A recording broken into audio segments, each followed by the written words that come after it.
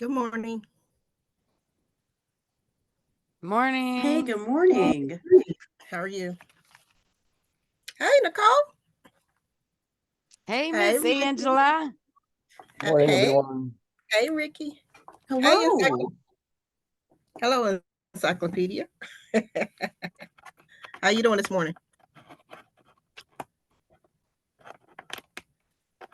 Good morning. Good morning. Morning.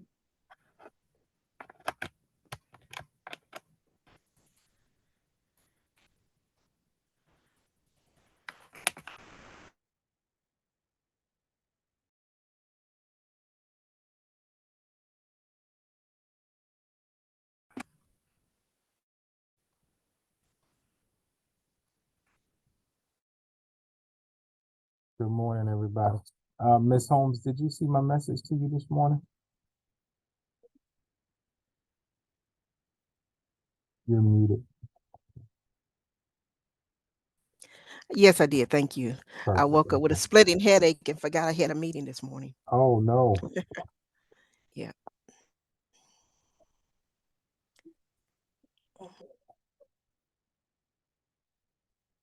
Ricky, I mentioned at the exec committee on the other day, but I think Russ had jumped off to go to another meeting. We had a member of Housing for New Hope on the lead work group. But that person has transitioned to a different organization. So I think Shantae is going to help. I just want to throw the bug in your ear too. If you have somebody else, please get them in touch with me if you want that representation on the lead work group. Okay, thank you. Thank you.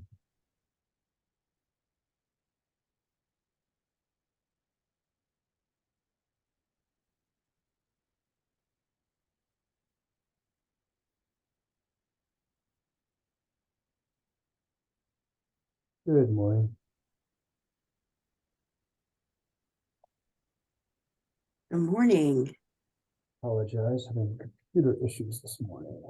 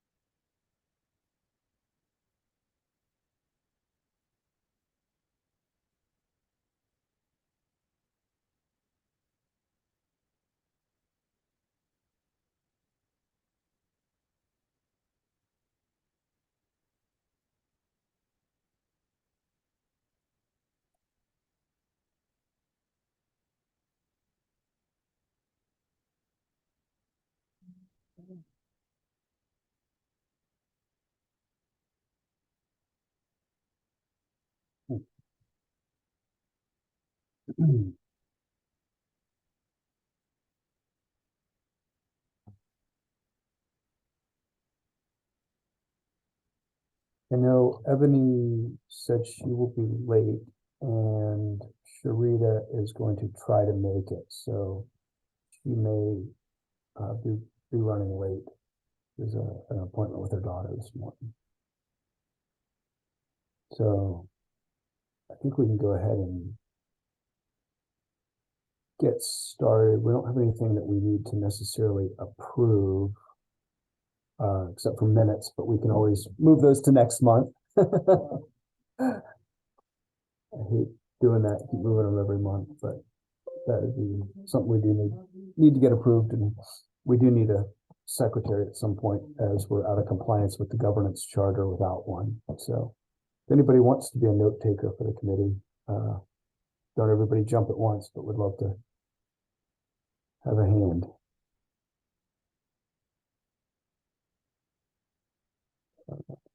So what is your plan for your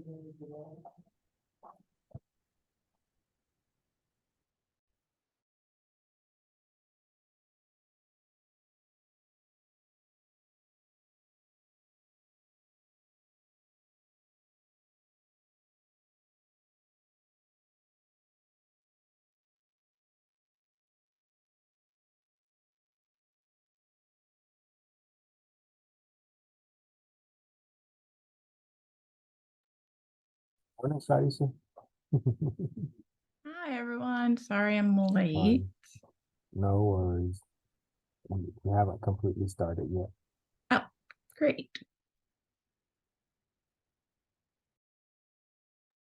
Let's go ahead and get started. I'll open us up. We'll postpone approval of minutes because we don't have a quorum as of right now. So we'll postpone that. We can go to the unsheltered numbers. Thank you, Nicole, for sharing those with me. Right now, there are 40 families who are unsheltered, which is good news. We're on a downward trend. It was 50 or 52 last month, so we've reduced that by about a dozen. Wow, individuals who are unsheltered has jumped by about 30 from 50 to 80. And we're 43 families are at risk of homelessness and 47 singles are at risk of homelessness in the next 2 weeks. So good news on the families that are unsheltered, not as good news on the individuals who are unsheltered, as that's a How many individuals did you say at risk? individuals at risk, Mm-hmm. 47. 47 individuals at risk of homelessness in the next 14 days, 43 families at risk in the next 14 days, 80 individuals who are unsheltered, which is a big jump, probably the biggest jump I've seen in a month. And Nicole, do you have any idea where those folks are coming from? That all of a sudden there's 30 more people, which is almost a 50% increase. I do know a lot of them are in the tent cities, and what's happening is it's getting colder at night. So they're starting to call into Entry Point wanting shelter. And this is about the time we start seeing the jump. It goes down when it's nice weather, and then it kind of goes up starting in October because the weather getting colder. And you'll see a jump in the individuals a lot from October till like February. Okay. Yep, Yeah. I've seen that. We've seen an uptick in folks even coming to the clinic that are outside and trying to figure out how to get in.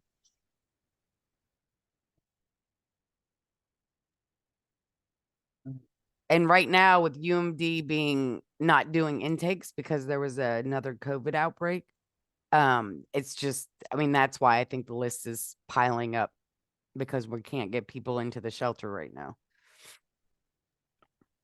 We also have a lot of people coming from other counties. I usually walk downtown, other counties and other states. I usually walk downtown and I at least get stopped 3 times by somebody who is brand spanking new to our community, and they're probably going to the tent cities. And then at that point, the last place they stayed was a Durham County place. But it's a lot about resources, ticket, how to be the rest of the hotel nights that can't handle enough, things like that. It's not easy. Ricky, I see your hand is up. Yeah, thanks.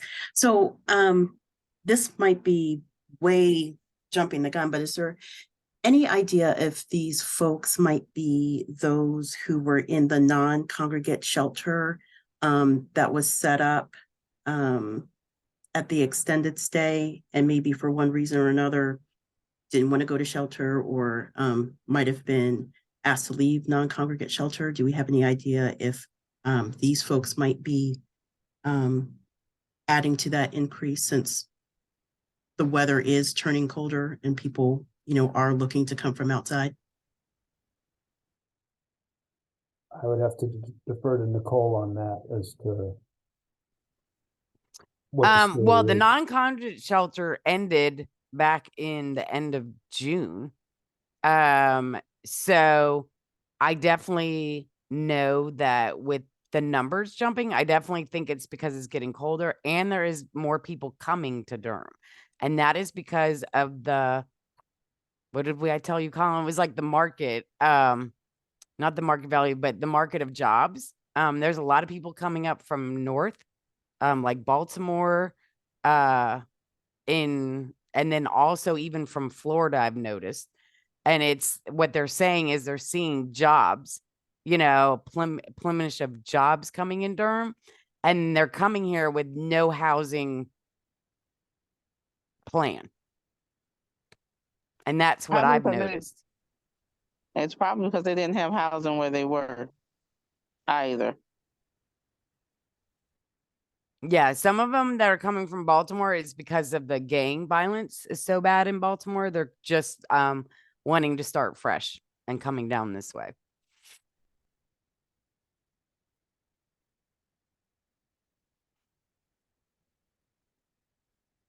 And the people who are coming because of jobs, do they have jobs or they're coming looking for jobs, or is it a mix?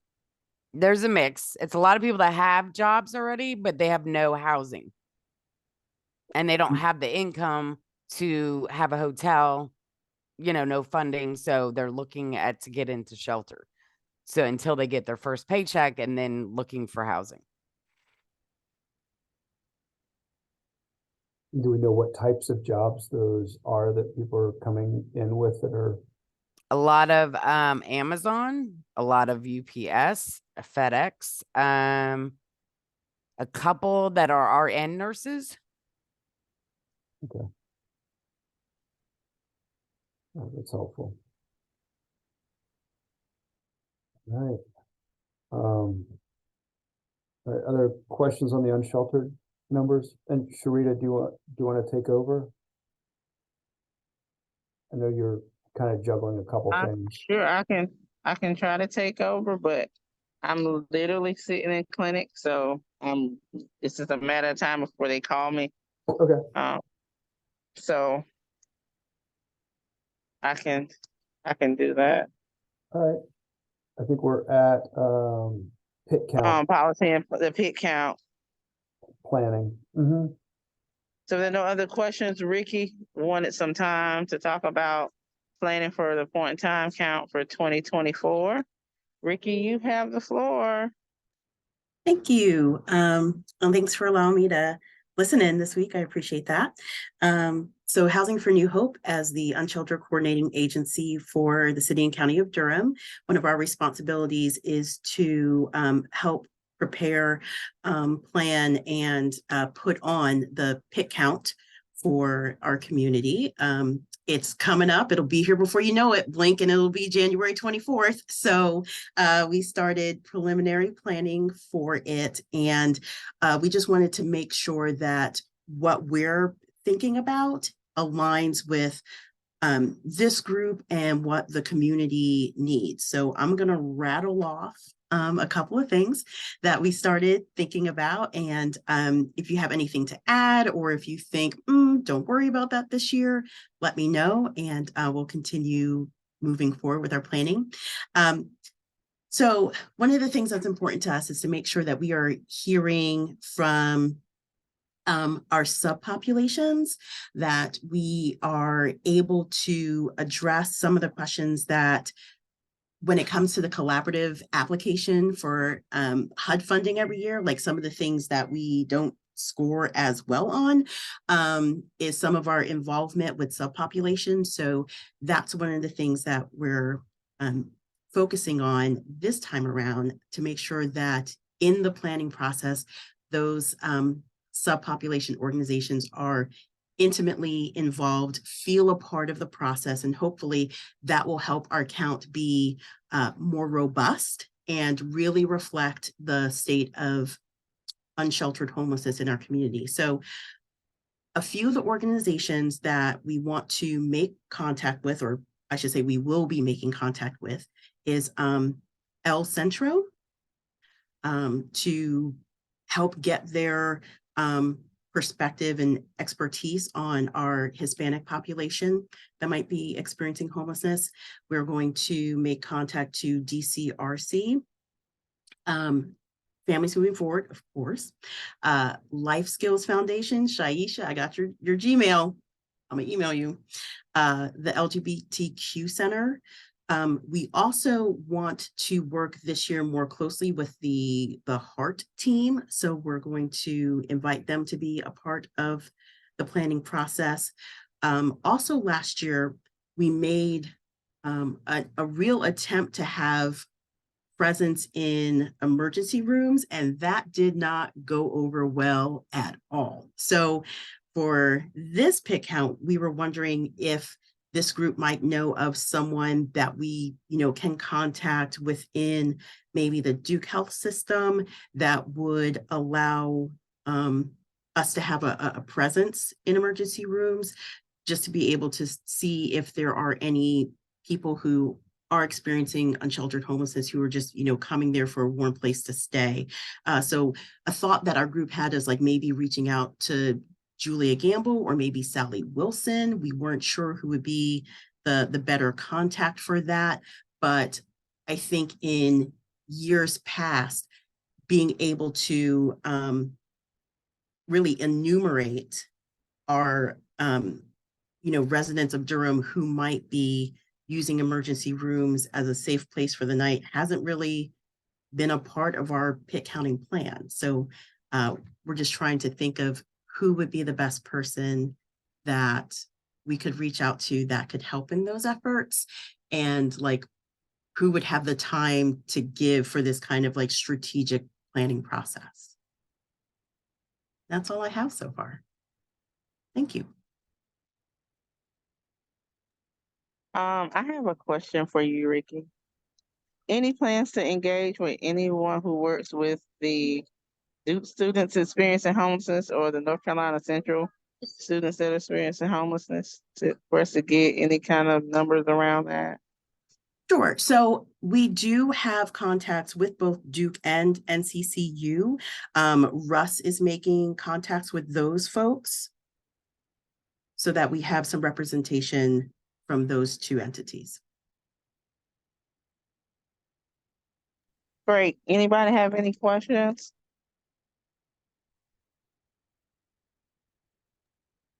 I don't have any questions, but Ricky, I can reach out to our medical director, who is a physician at Duke, and I have several contacts with the chief of staff, or I can't remember her actual name, but anyway, the doctor that is over the Duke ED, and maybe we can see what we can do about being able to do some outreach there. That'd be great. I would love that. Can I email you? Yes. Okay. Also, you might consider Duke PD. They probably know the folks that show up the most frequent, and so that actually might be a good connect. Absolutely. Do you have a name of a contact person, Sharita, for that?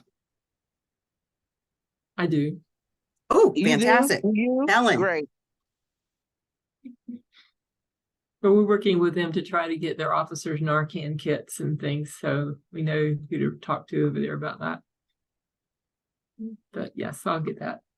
Awesome. Thank you.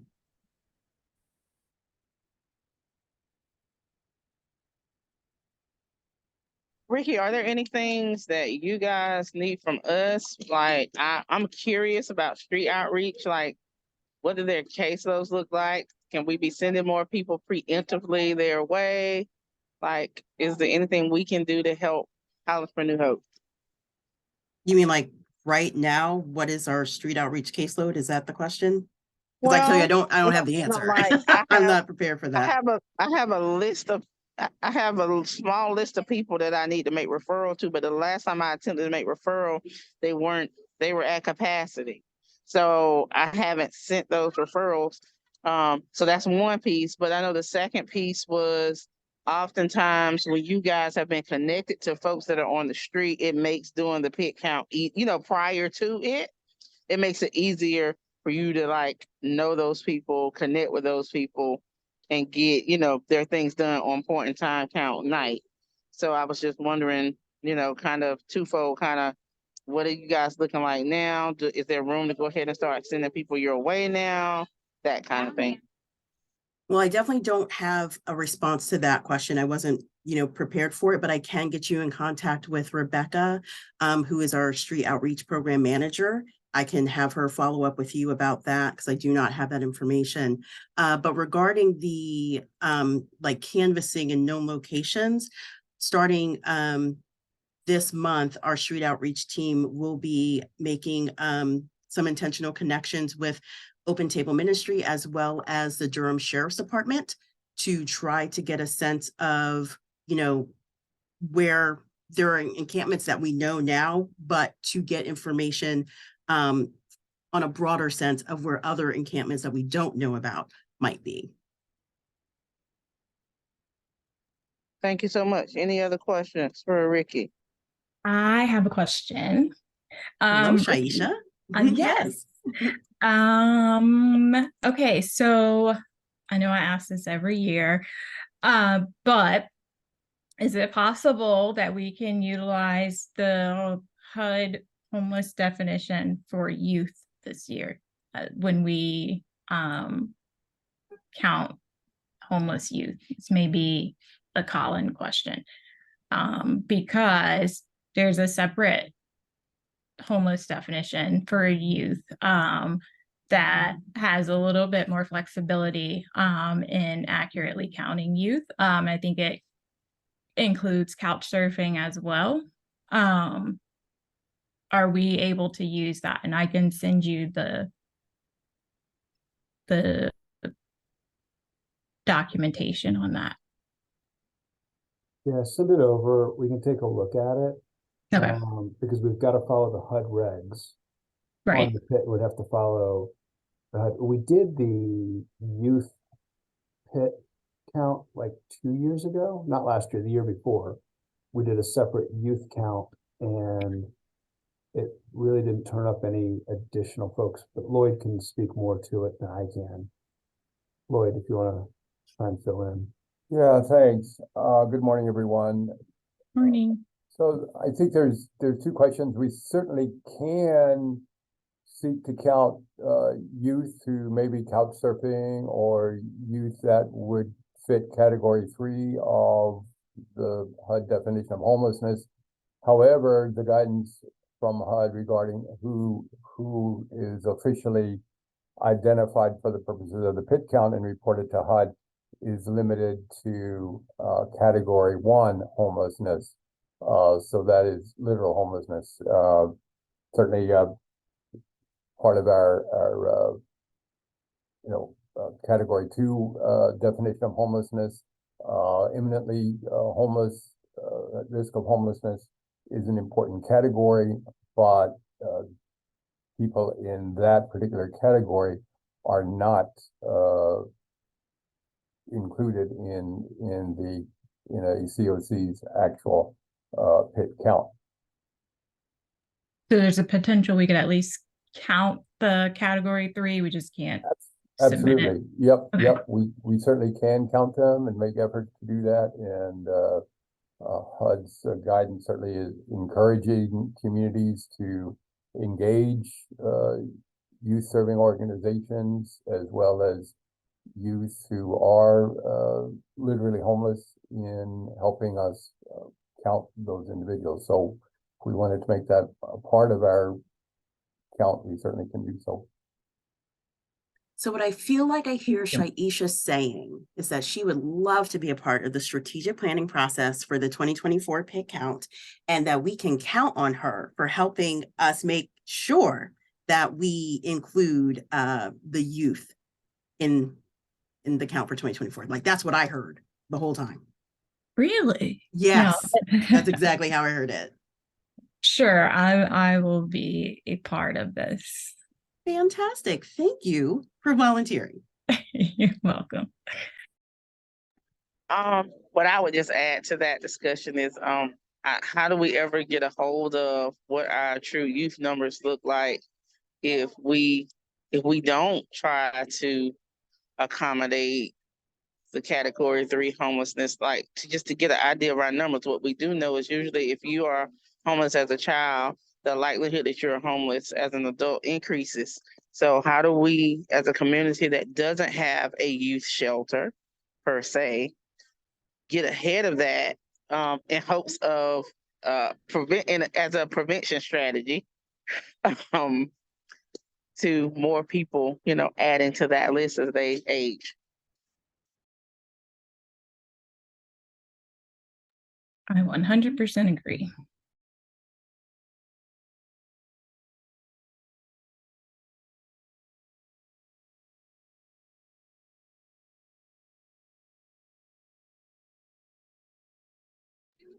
Well, it doesn't sound like we have any other questions. Thank you, Shaisha, for volunteering to help with the count. I'm gonna move forward to the next item on our agenda, which is the update on the faith-based initiative with families. I'm moving, you guys. I'm walking through the clinic. So you might hear a little bit of background noise. So I did compose an email, and I sent that email to the IMA Interdenominational Ministerial Alliance as well as DCIA. I only today got a response from DCIA. Can y'all still hear me? With a request for us to meet with them, but it sounded like ideally this week would be the week, no later than Thursday, that could happen. Let me see. I don't know if we're ready, but I wanted to bring it back to the group that at least DCIA is ready to engage in communication about it. And to get some feedback on how you guys want to follow through with that.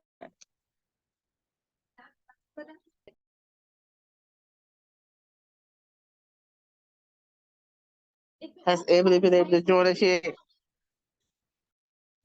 Yes, I'm here. Any thoughts, Ebony?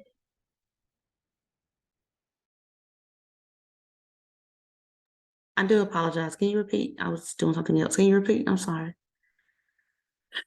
So I sent the email communication out regarding our faith-based initiative to Yes, DCIA and to the IMA.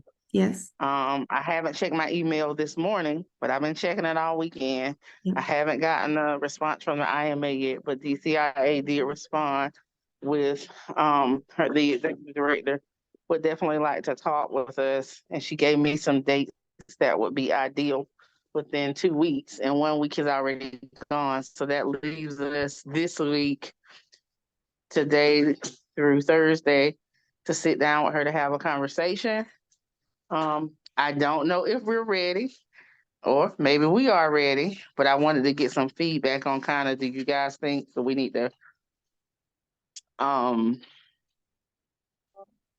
hold off, or maybe a couple of us at least sit down and have a conversation with DCIA? Like, I just want some feedback on how you guys want us to follow through. So when you say that we're not,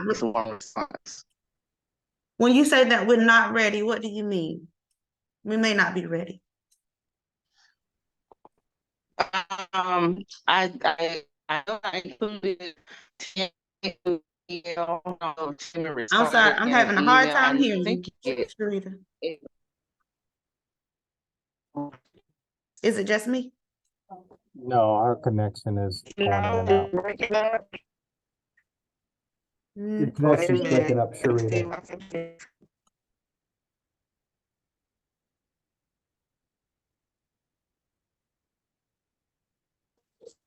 All right, is that? It's not better yet.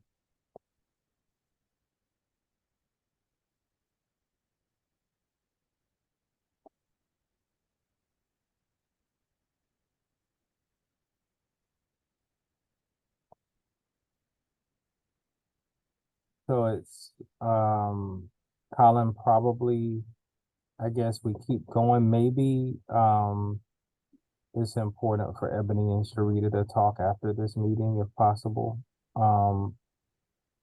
To see if we can take that meeting with DCIA. So Sharita put a note in the chat. Are we ready to move forward with talks with DCIA? So I think, Ebony, that's the question on the table. Are we ready to meet with DCIA to talk about how they might be able to engage the faith community on helping unsheltered homeless and unsheltered homeless families, particularly, perhaps. I would if say so, yes. Are we ready to have that meeting this week? I guess is the big question.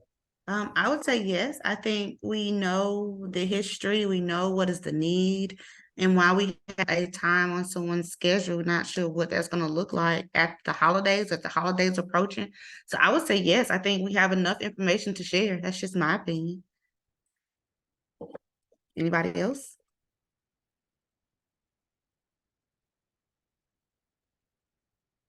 I'm fine with going ahead and moving forward with it, Sharita, if it works schedule wise.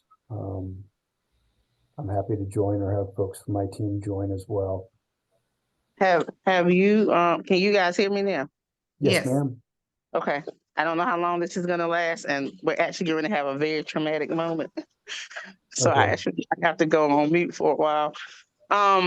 Can we chat offline to kind of plan? Because I know that the last meeting, when we first, started the talks, there were a lot of ideas. So I thought that maybe we had a package of asks and not just one specific ask. So is there any way we can chat offline? If we did the talk with DCIA, I don't know if that would be an in-person meeting, because I would need to follow up with her, or Zoom. What day this week? She's only at work Monday through Thursday. Thursday for me. I'll be in Beaufort today through Wednesday. I think we'd be looking at sometime on Tuesday or Wednesday, Sharita. Well, Thursday is like the day that does not work for me. Zuri starts radiation on Thursday morning. So I don't even know what that's gonna look like or when I'm gonna be out, because it's the first one. If we had to maybe push that conversation out another week, is there another day that works for everybody if I can get her to commit to it?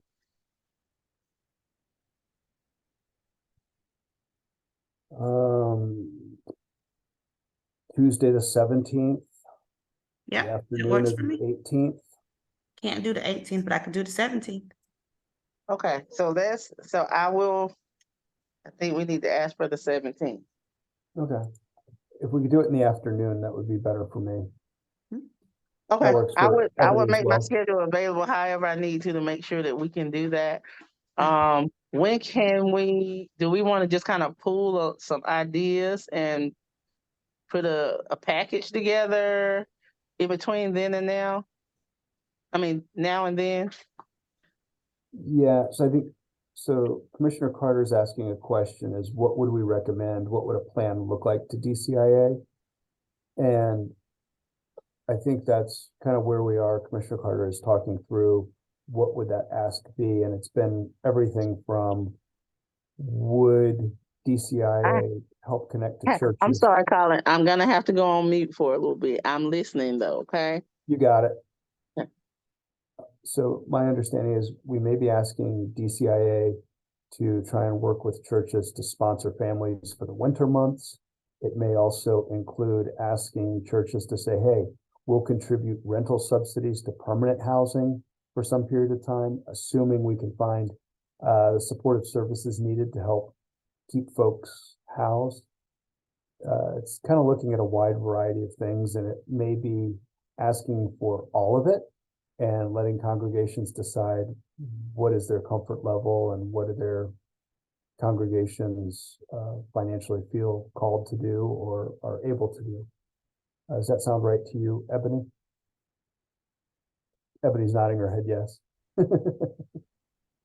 Yeah, that sounds great. I was really just asking because I thought that as you all were sort of debating whether to go ahead with a meeting, it needed to be coupled with a specific ask, and it sounds like you all have that in mind. So great. Mm-hmm.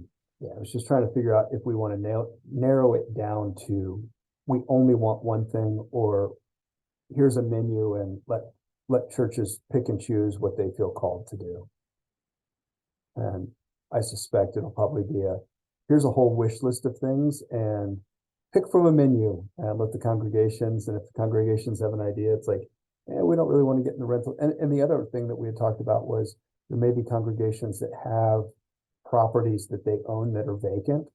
And would they allow those properties to be used for meeting some of the needs that we have in the community as well?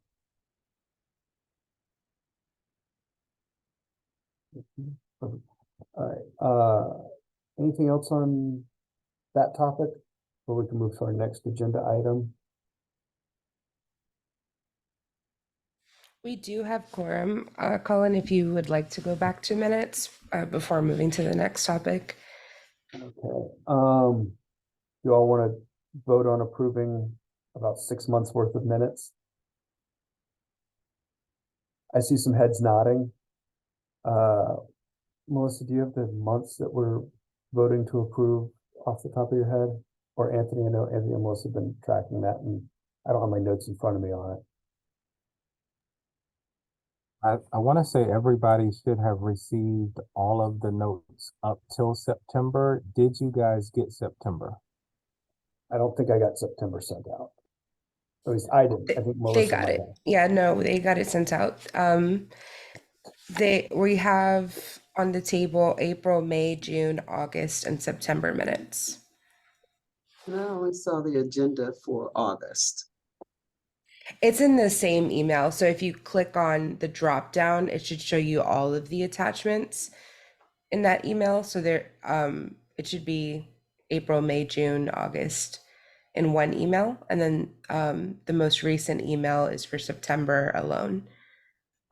Melissa, before we do it from the last minutes, I have February and March also needing approval. Do those still need approval? Those are already approved. February and March? Yes. Okay.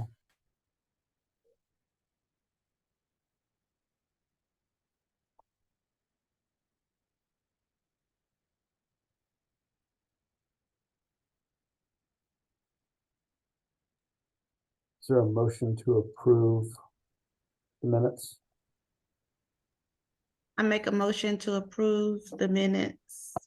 And I for Sep- second, Sharita. And Sharita seconding. All right. All in favor may vote in the chat, or thumbs up, or yay.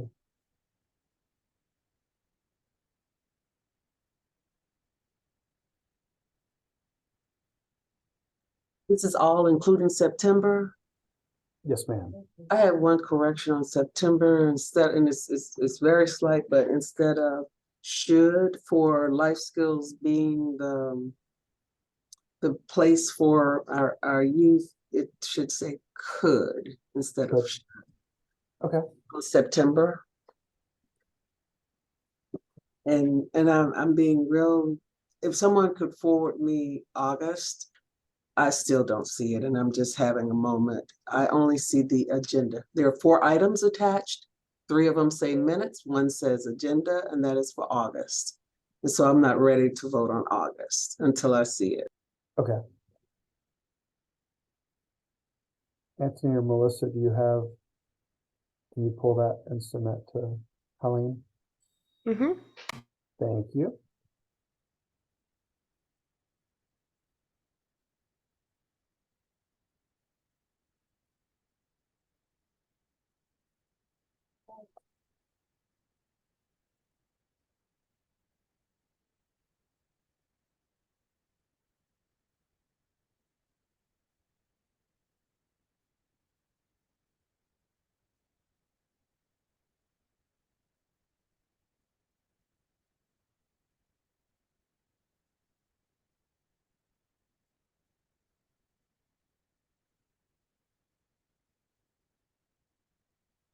And I'll just ask if folks are comfortable with the correction in the September from should to could.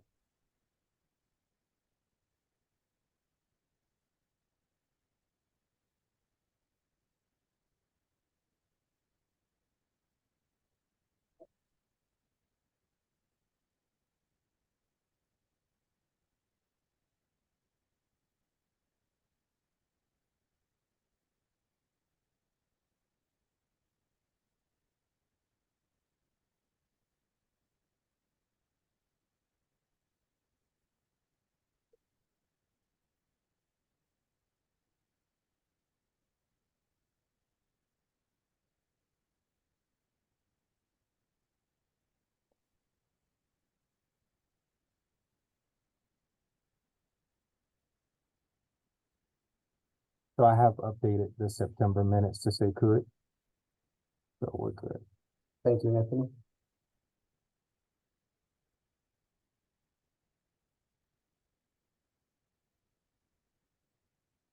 Any other corrections?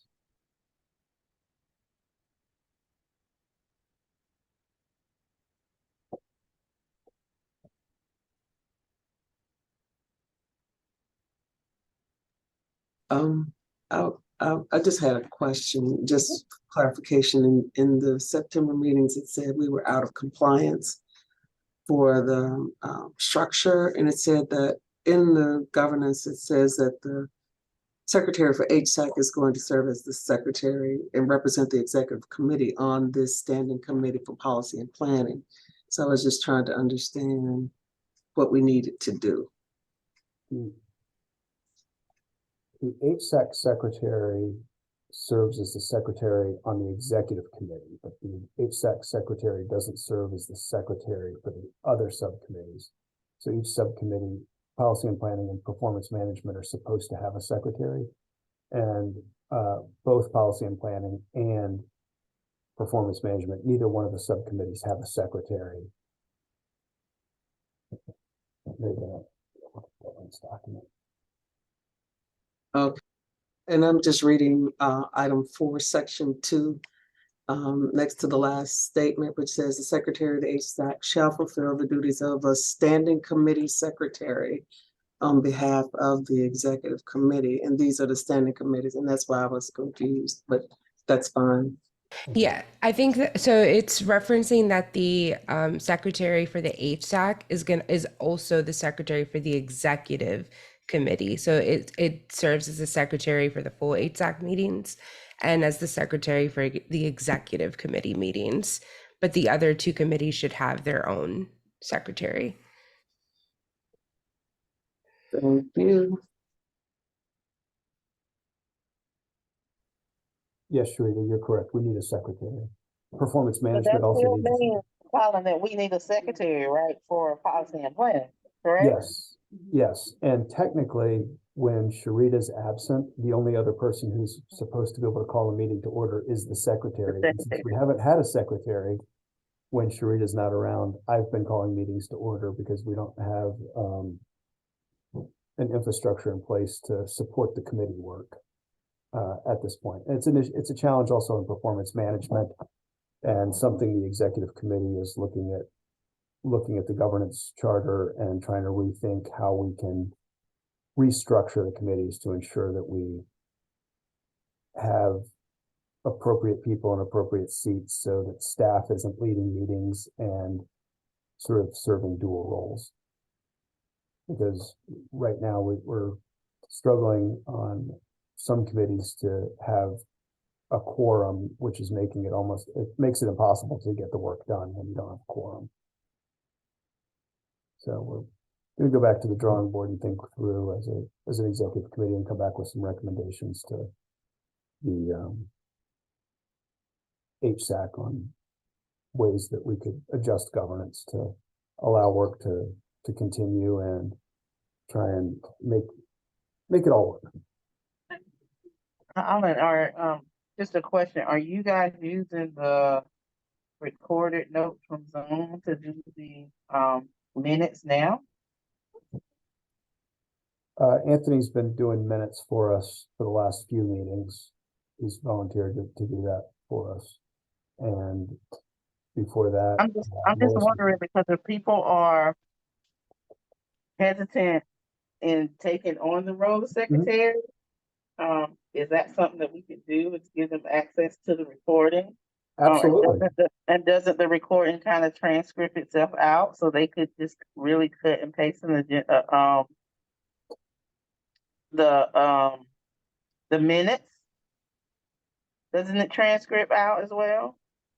Yeah, so whoever the secretary is gets an email from me, and they'll get a recording to the meeting. They'll get a transcript of the full meeting. They'll also get a chat transcript, and they'll also get participant lists. So they'll get everything that they need to assist with the minutes, so that they can write them and draft them.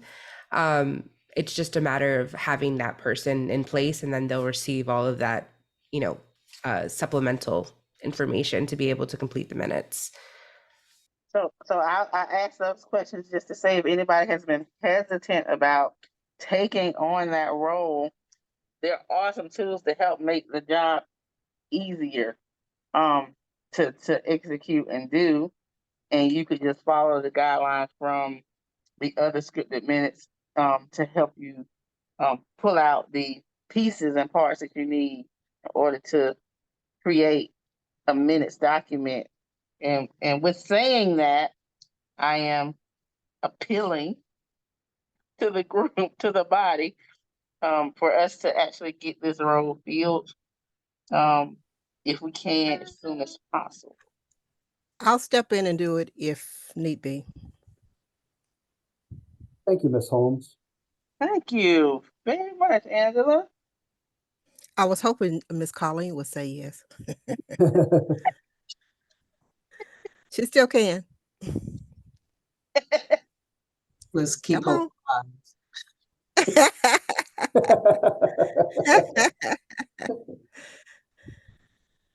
Okay.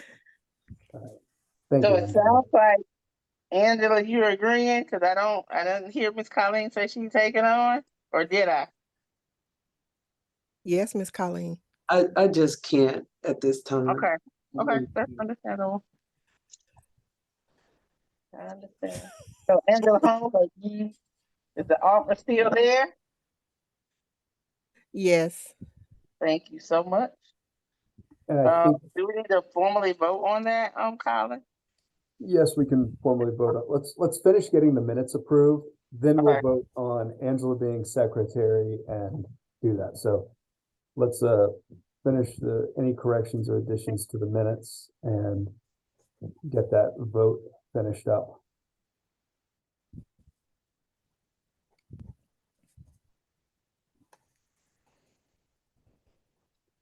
I'm sorry, I was impromptu, but since we were having the conversation, I tried to take advantage of the moment. You are the chair. You're in charge, Miss Sharita. So I think we had Ebony to motion to approve all of the minutes from April to September, and we had a second by Sharita, and we did make the change suggested by Ms. Herbert for September, that could to should the could change for life skills. So I believe most people said yes, and also most people said yes with the correction. So if so, can we count the minutes as approved?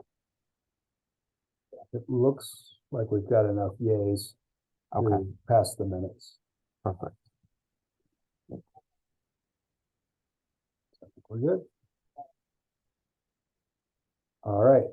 Now, is there a motion to accept Angela Holmes as the Policy and Planning Secretary? I make a motion to accept Ms. Holmes as Policy and Planning Secretary. And I second it, it's Sharita. All right, all in favor of Ms. Holmes being the Secretary of the committee? Please post in the chat.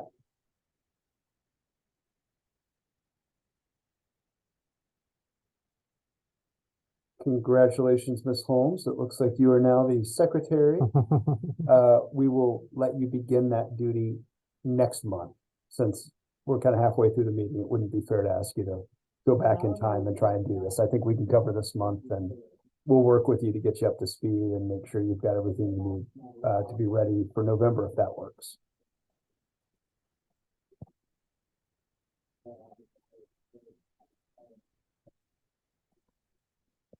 All right.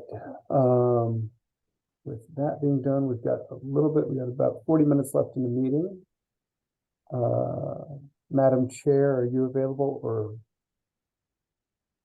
I am available. The next item on our agenda is the policy updates. Colin, is this what you were referencing you needed 30 minutes for? Yeah, I was just gonna there's a bunch of pieces to this puzzle, and before I hand it over to the team, wanted to kind of refresh everybody and sort of set the groundwork for where we are and what we're trying to do.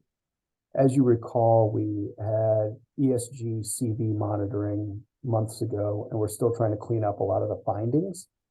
A lot of those findings are administrative policy and procedure cleanups. And there were a lot of policy and procedural changes that we need to make as we're looking at policies and procedures that were written in 2019, that the way they are written are just not really meeting the needs and the challenges of today. And we've had to kind of create ways to deal with those challenges. And we really need to get our written policies and procedures to reflect the best way to get the work done.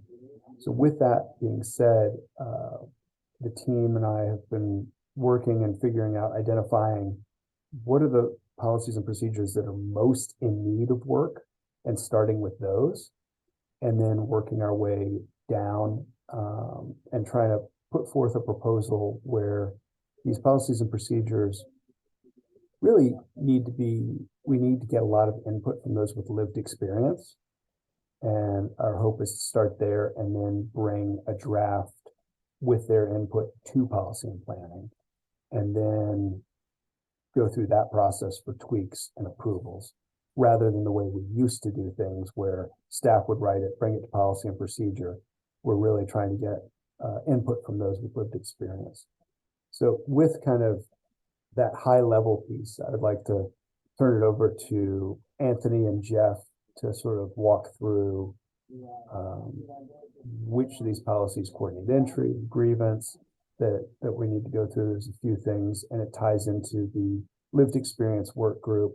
And Melissa will talk about kind of our timelines to try and get all these things completed so that the policy and planning committee is aware of timelines and when to expect some, policies to be final policies to be tweaked and voted on and approved. But with that, I will defer to my esteemed colleagues, Jeff and Anthony. Okay, thank you, Carl. First, we're looking at the coordinated entry handbook. We're going in, making quite a few wholesale changes to it. In the chat, I'm putting in the link to the handbook itself. That'll take you directly to our COC page, which will show the handbook. And I'm gonna bring up the sections that we're going to be working on as far as changes on screen.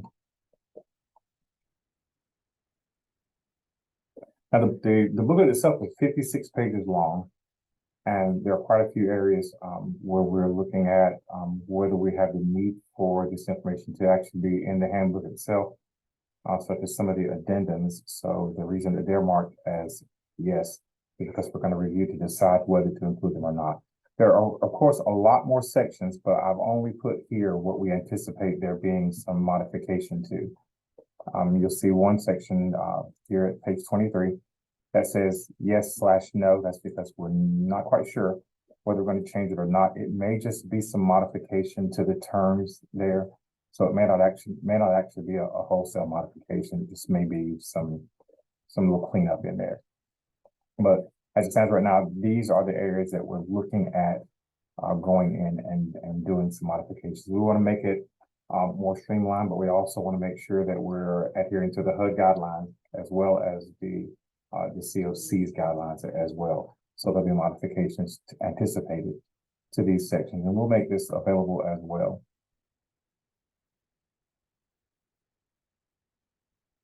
Okay. Anthony, you'd like to take it from there? Sure.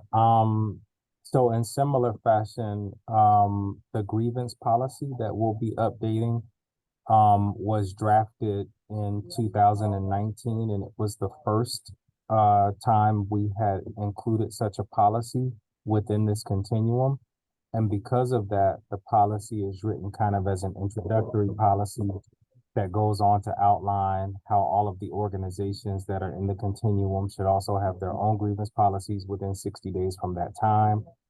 So the policy really has sort of dated itself and needs kind of an overhaul. There are other parts of the policy as well that no longer work. For example, we had listed out an ombudsman panel that most people have transitioned from, or for some reason it just did not work. So we're rethinking how we want to do this ombudsman panel. It will probably be a delegation of someone from this committee, someone with lived experience, not affiliated with the organization that the grievance is filed against.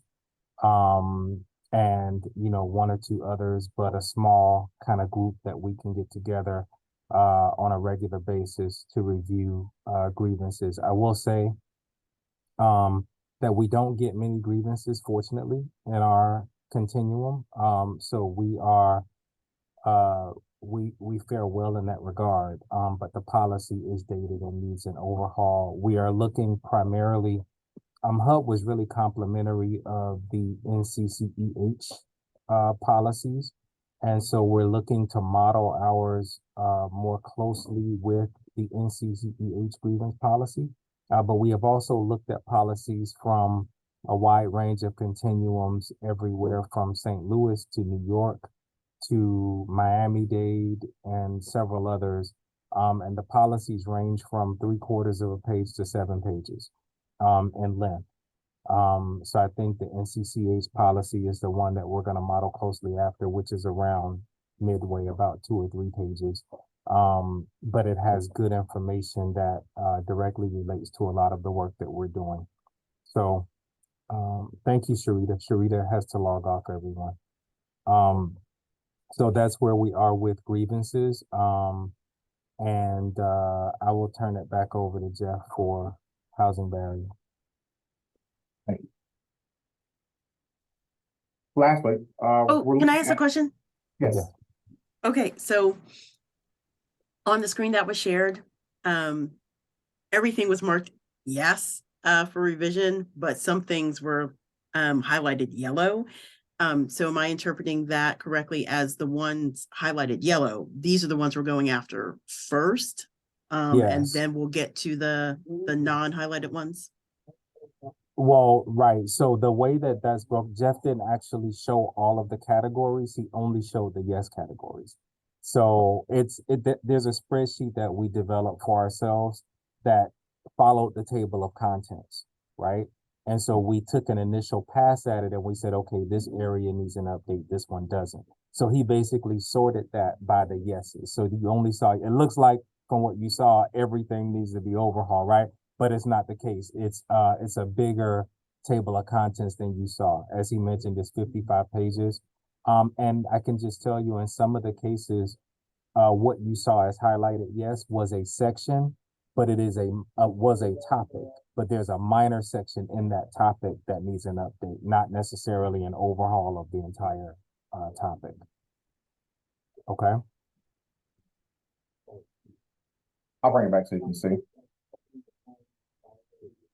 Again, Okay. Thank you. The lines that are in bold, those are section titles.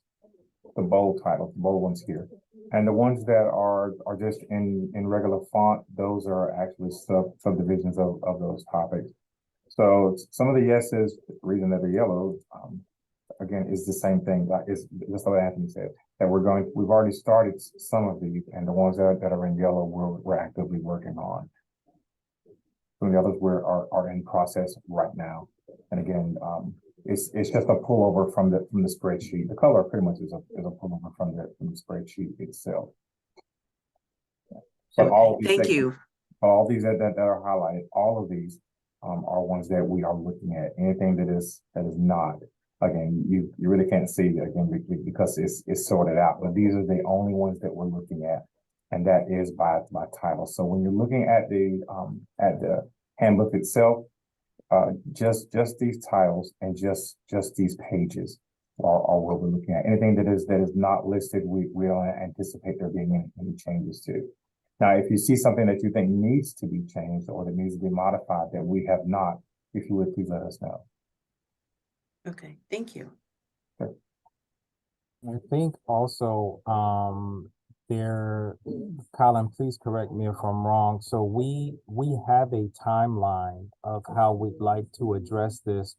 In order for it to get to the HSAC by the November meeting, it will have to come back through this group by next month's meeting. And that will be, I think, on November 8th, maybe, or I think it's the 8th. So I think Melissa's. I'm going to review the timelines at the end. Oh, perfect. Okay, got it. Thank you. And so I think one of the requests is if there's anybody on this committee that would like to serve as part of this review panel, please by all means let us know if you'd like to. I know a couple of you are extremely good at that, Ricky, but so if you'd like to serve with us and be on the review panel, and also the lived experience work group will be looking at all of these 3 policies as well alongside us. So there will be involvement from the lead work group as well.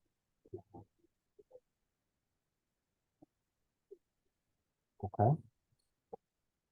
I think, Colin, is it okay to move into the lead work group update? Perfect. Okay. So I haven't done the various assessments. Oh, I'm sorry, Jeff. Yeah. I'm sorry. We're good. We're good. The last thing that we're going to be looking at is the housing barrier assessment, which won't be on screen, but it's an internal document that is used by Entry Point and the hubs to assess the level of vulnerability as people are coming in. And we're looking at making some modifications to it. Initially, whenever I first arrived, the intention was to do a complete overhaul of the assessment. I came from Balance of State, and I worked on the committee to develop Balance of State's new assessment.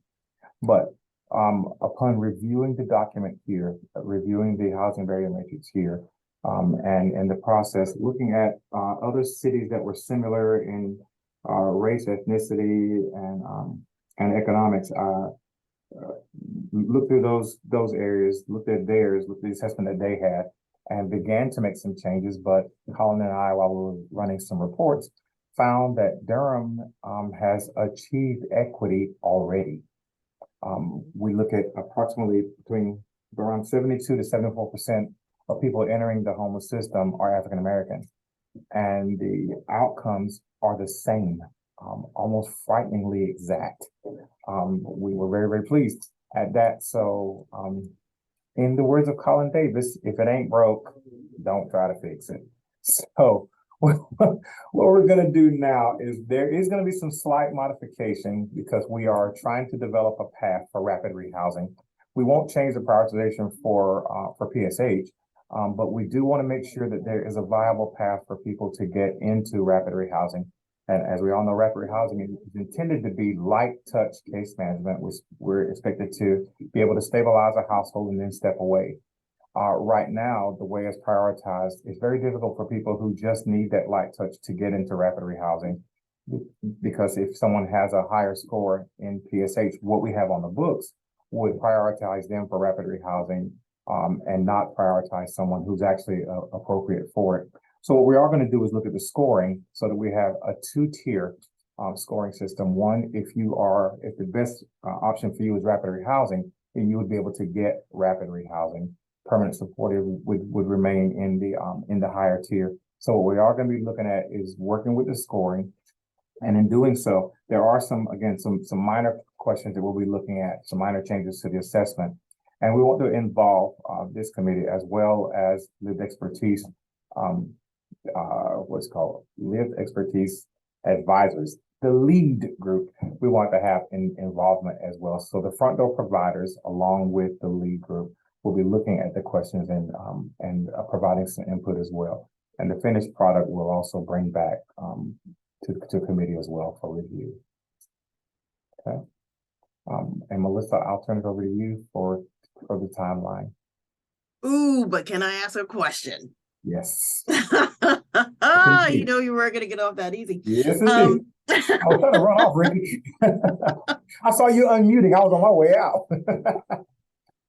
So in our last HSAC meeting, when we were talking about, like how do we work with these households, these families, these individuals who may, come into our programs and,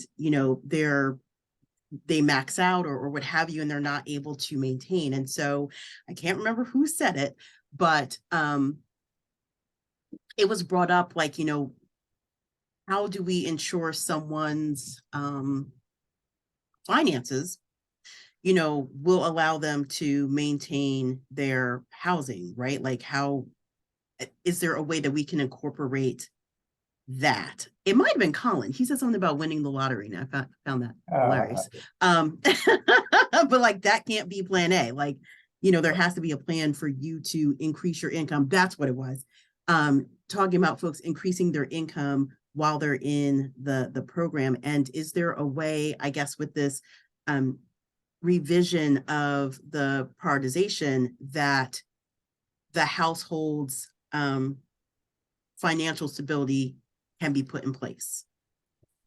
Or at least asked about. It won't necessarily be, it will be asked about, but it won't necessarily be on the assessment, because even without income, you'd still be allowed to get into the program. And aggressive case management that what we will be doing in our TA sessions later is working with case managers, because it's the case manager's job to ensure that the household becomes self-sustaining. So when we're doing our TA a little later, we'll be talking about progressive engagement. We'll be discussing aggressive case management. We'll be discussing job placement. From the very moment that a client steps in the door, the first conversation that you should be having is about how you plan on exiting.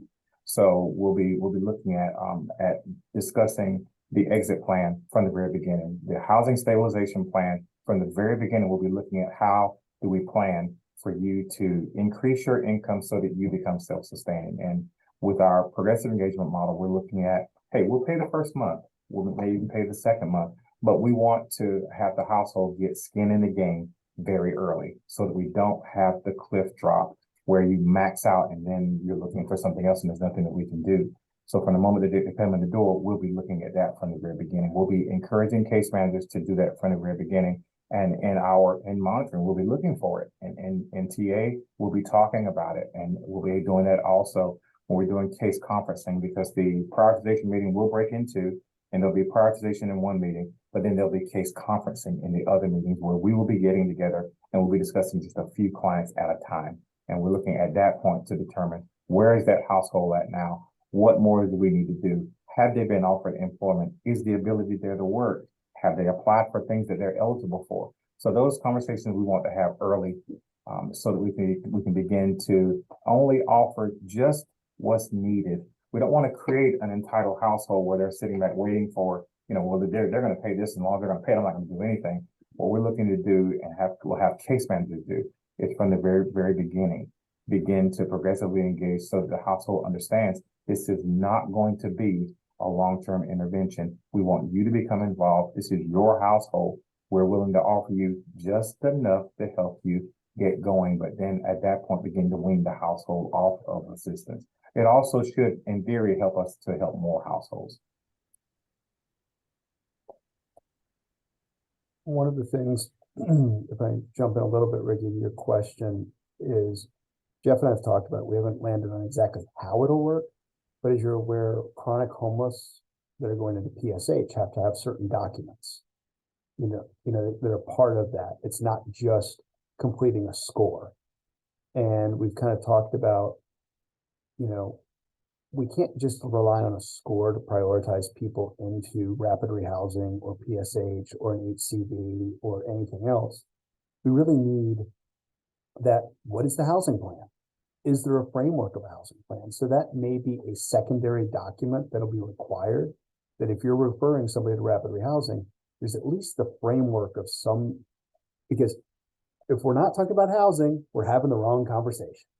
And from day one, we should be talking with people experiencing homelessness on what is your exit plan? What are you going to do for a budget? What is your current income? What do you think you can afford? And start documenting that so that the next person that is referred can pick up where that last group left off. If street outreach is like, yeah, I've got no job, but hey, I referred them to disability. Great. Let's make sure we pick up on the disability piece. Well, while we're waiting on disability, what can we do to work on housing? Can we work on that, imaginary budget of this is what housing costs. How do I get to this point? So that's, some of the things that we've been talking about, trying to work that into that referral process as well, to sort of help ensure that across the continuum, everyone is having conversations and documenting what is the goals to sustainability.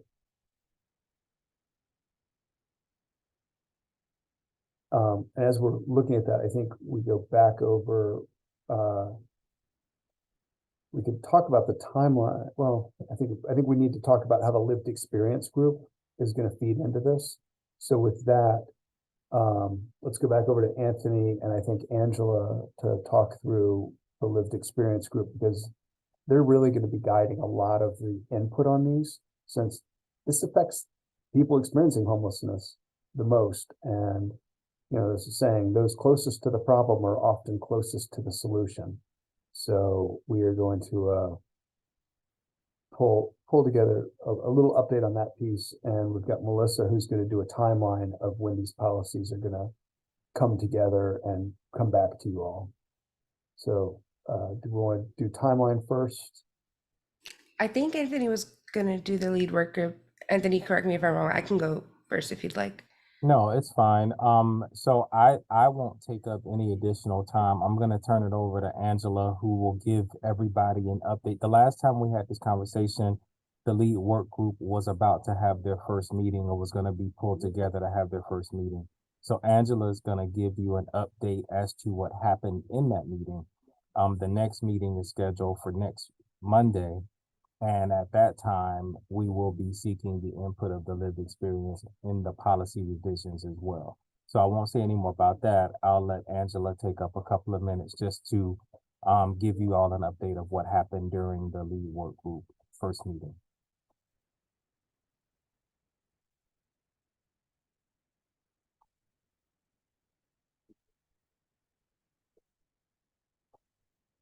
You ready, Angela?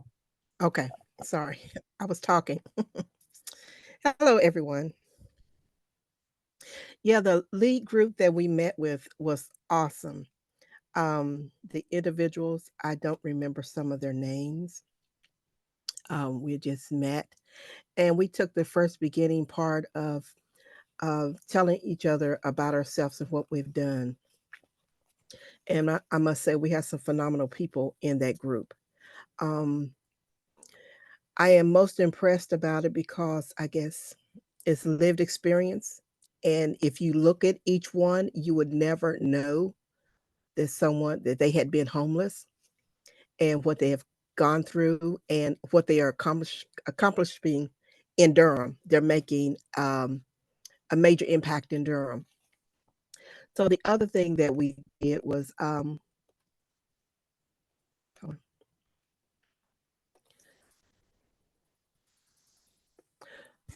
we talked about shortening the length of time for homelessness, how to go about strengthening safety for the LGBT community that are in the emergency shelters, advocating for additional emergency shelter beds, and making our emergency shelter system more robust here in Durham. How we're going to go about that is something to really think about. And educating clients through our peer support, because we have so many people that are entering shelters, or I say experiencing homelessness over and over multiple times for various reasons. So that's another thing that we're going to be talking about. So I'll turn it back over to Anthony. Thank you. So you can see that we jumped in and got really busy in that first meeting. And the priorities that were outlined by Angela just now were those that came directly from the group. These were the most pressing concerns they had about the system itself here in Durham. And so the next meeting will be looking at not only policy revisions, but how to take those priorities they set and identify maybe 1 or 2 SMART goals for each priority. And then we will work on those over the course of the next service year and try to make some progress. We will also have somewhat of a dashboard to present here monthly to show kind of the progress that's being made And we're very excited about it. So if there are no questions, we will go ahead and turn it over to Melissa for the timeline discussion.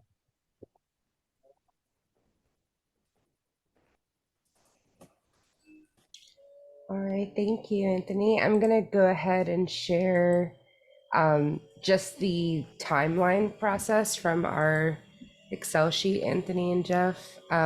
So we've kind of laid out the timeline for how we expect some of these meetings to go from now until HSAC approval. This is the only time we're going to be able to meet with policy and planning before, our next policy and planning meeting, where we'll actually go ahead and approve revisions to the grievance policies and the coordinated entry policies. So we're planning on sharing a survey. So at the end of this review of the timeline, I'm going to share a survey in the chat. And basically, it will have the links to the policies that we're talking about. So that's the coordinated entry policy and the grievance policy.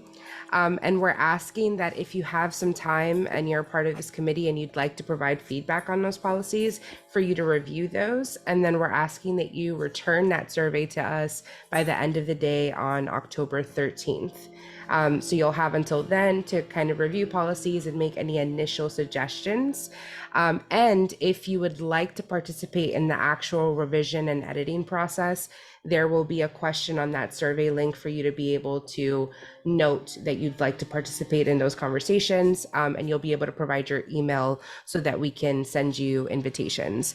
Now, I want you to understand what that time commitment will be, because we're only meeting right now as policy and planning prior to our next meeting when we'll approve the revisions. So we already have some proposed dates for revisions, and that's what you see here. So on October 18th would be the first day that we are hoping to meet with our individuals from the lead work group and the individuals who volunteer from this committee, so that we can begin the review and comment period for editing these policies. We have some other suggested dates here. You wouldn't necessarily have to commit to every single date, because we'll meet on one day. For example, on October 18th, we could meet to discuss coordinated entry policies. October 24th, we could meet to discuss grievance policy. So we haven't necessarily decided which of these dates will be presenting which policy yet. So right now, we're kind of just asking that everyone keep these dates in mind. And then when you complete the survey, let us know if you're interested in participating in these review sessions so that we can, finalize that process. So the next policy and planning meeting is going to be on November 8th. So that will be the day that we'll actually present to the committee again with final comments. So we will have a meeting on November the 8th, and that'll be our last meeting as a review, because that will be where we'll discuss, like, this is the approved policy and planning recommendation to the HSAC. We'll have a full HSAC meeting on November 15th, and that'll be when we'll the recommendation from the policy and planning committee, that recommendation will go to HSAC so that we can approve the revised grievance and coordinated entry policy. The reason why we have this tight timeline, by the way, is because coordinated entry policies were one of the policies for our ESGCV findings where we had to do a training on. So in order for us to do a coordinated entry training, we have to have the policy revised first. But we do want to make sure that our providers will be able to complete this training prior to the January 1st deadline that we've set for new contracts that are going into execution. So once we have the final approval from HSAC on November 15th, we will send a date for the actual training on the coordinated entry policies. So that'll happen either in late November or early December. So we don't have a final date for that training on the coordinated entry policies. But once we get through the approval process of the final policy revisions, then we'll be able to discuss the training date for the coordinated entry policies.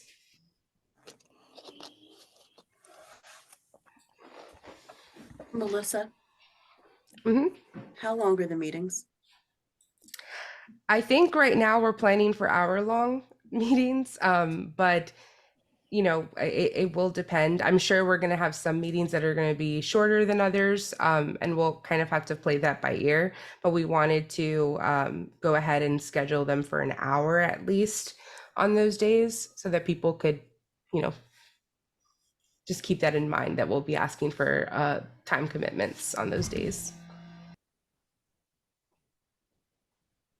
And it's entirely possible that housing barrier and grievance could be resolved in one meeting per se, but it is more likely that the coordinated entry handbook might be over 2 meetings. So just FYI.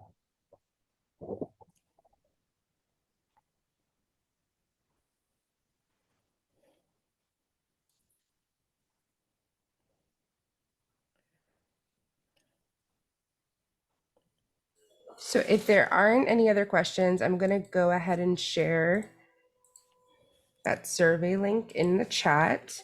I'm also going to send an email with the policies linked, and this form will also be in that email because I know we had a couple of people who had to jump off of our meeting early. So I'll send a follow-up so that you guys can have access to this form via email.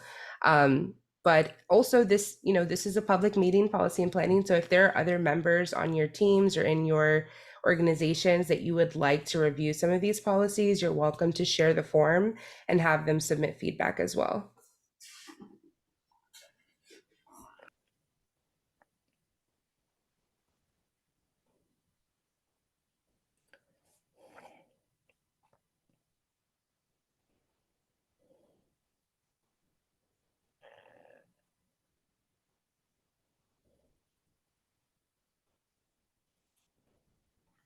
All right, Colin, I think that's all I have. I'll release the time back to you. All right. Thank you, Melissa. Thank you, Anthony. Thank you, Jeff. Questions, concerns, thoughts from anybody?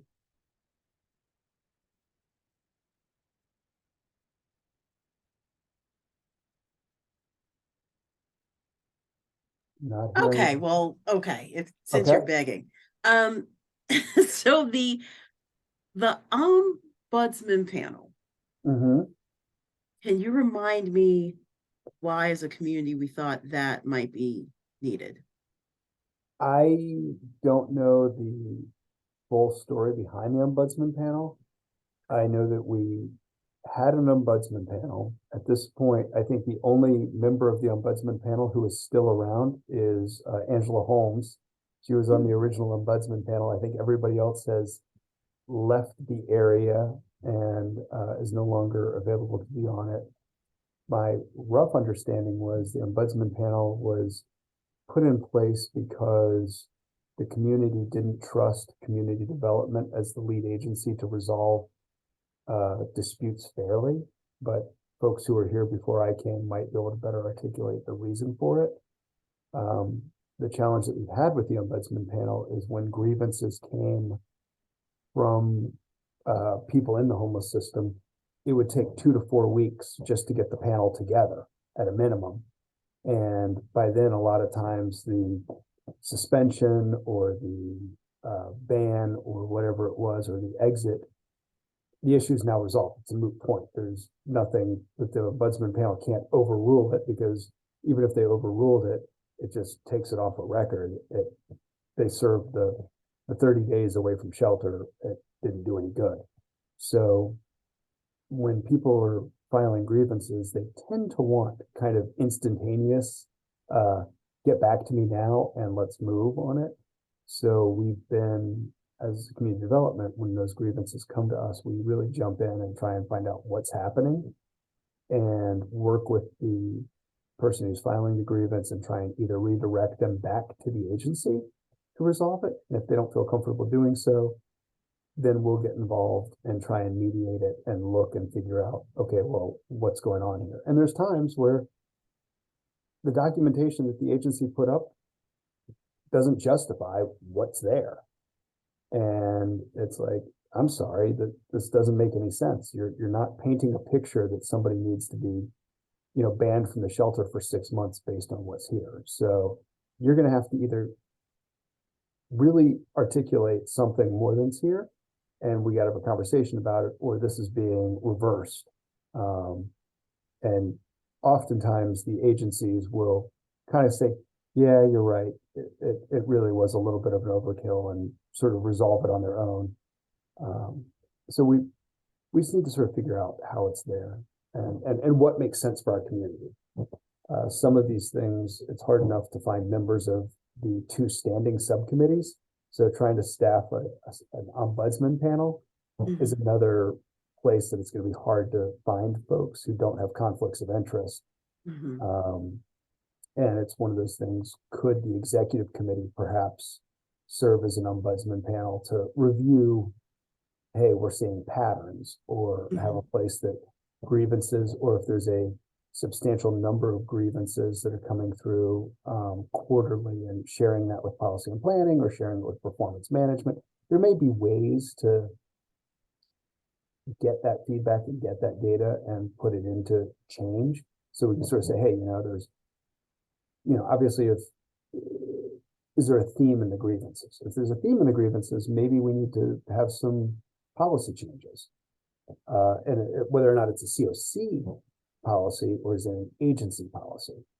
And then we have to check and say, well, that agency policy does not line up with a COC policy.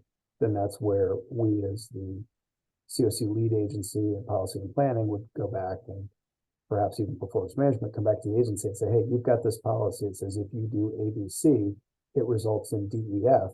Whereas the COC policy says if you do ABC, it results in A. So you've got to change your internal policy if you want to remain in good standing with the COC. Okay. Does that help? And I assume Melissa has her hand up. She may have some history as well, or story. Yeah, I was just gonna say I looked at some HUD guidance on grievances as well, and specifically appeals. I think is where ombudsman panels can be very helpful, because if an initial decision is made on a grievance, a panel or some kind of board would be called to either deal with an appeal that's filed in regards to like a grievance dispute. So that I think that there is value in having some kind of panel like that. I just think that, we've recognized that the way it's currently structured isn't working. So, just trying to find a way to balance the need to have another group that could deal with appeals or things like that, I think is something we need to talk through, because there is like value in having a group that can be made available to deal with appeals. And I think that is what the initial thought of having the ombudsman panel was that we needed an external group that could be called if there were any conflicts with grievances. At least that's the way the policy is currently written. It's just it wasn't working in its current structure. So the way I understand it is each organization is responsible for having their own grievance and appeals policy, right? And each organization also has to let program participants know, should our agency make a decision to terminate your participation in the program, here are your options to include reaching out to the COC to file a grievance. And we explain to them, hey, we'll even help you fill out the form, right? Like we're that committed to you being able to plead your case. So if a complaint does come to the COC, like they fill out the form, my interpretation is that the lead agency reviews it, may reach out to the complainant, see what's going on, and then typically throws it back to the organization. Like either it's like, yeah, this looks good to us. We talked to the person, we agree with you, or you'll reach out to the agency and say, you need to reconsider this. Like this doesn't line up. So like if that's happening, then why would it go to an ombudsman panel? Well, that's the step I don't get. And that's the piece that in order to resolve these conflicts, that's the piece that we start off with talking to the person who's filed the complaint. And the first question is, have you followed your organizational, like the organization's grievance policy? And sometimes the answer is no. So we're like, well, start there. And sometimes they say, well, I don't feel comfortable doing that. And then it's like, okay, file it with us, and then we'll sort of route it through over there on your behalf. But then the other time, we have clients who say, I want to remain anonymous. Well, in that case, we really can't do anything, because we have to sort of say, hey, there was an issue with somebody about something, that something happened. And we explain that to clients that there's really not much we can do without being able to have the release to talk to the agency about your specific issue. And then we try and find out, what is it that the client wants in their ideal world? What is the resolution they're looking for? And sometimes it's like, I just want to make sure it doesn't happen to anybody else. Okay. Sometimes it's, I want to get back in the shelter immediately, or I want to get back into this program immediately. In that case, that may or may not be possible. And what we do is say, okay, well, we can't guarantee this will happen, but our goal is to try and find a fair and equitable way to get this resolved. And then we'll step in and work with the agency and either mediate it or talk it through, let the person, give the client an open space to air their grievance if needed. The ombudsman panel was set up kind of to do the same thing and look at, do we need to override this decision? And we just haven't been, and the ombudsman panel is meeting every 2 weeks, and there was like once a month, and it's really hard when there aren't that many complaints that come in to keep a group meeting on a regular basis when there isn't a need to meet when there aren't grievances. So it's trying to find what's the best solution to resolve the issues in the most expedient time, and what's the best use of staff time and other folks' time. And I know we are over time here, so we can come back to this at another meeting if you'd like. What I'm hearing is that Ricky wants to be involved. What I'm hearing, Ricky, is that you want to be involved with the discussion regarding the ombudsman panel, and I welcome your assistance. So am I hearing that correctly? I can't wait to fill out this survey for the policy update and be like, yeah, count me in. Excellent. I welcome that. Absolutely. Absolutely. All right. Is there a motion to adjourn? Thank you for staying. I know we're 3 minutes over, so take a motion to adjourn. I make a motion to adjourn. I'll second. All right. All in favor? Sorry, Lloyd. Or I think Lloyd might be saying bye. Just waving goodbye. Okay. Have a good one, everybody. All in See you favor of later. Have a good adjourning, week. please adjourn. All in favor of staying, you're welcome to stay on here until it clicks you out. No, that will not be happening. Have a good one. Bye all. Bye.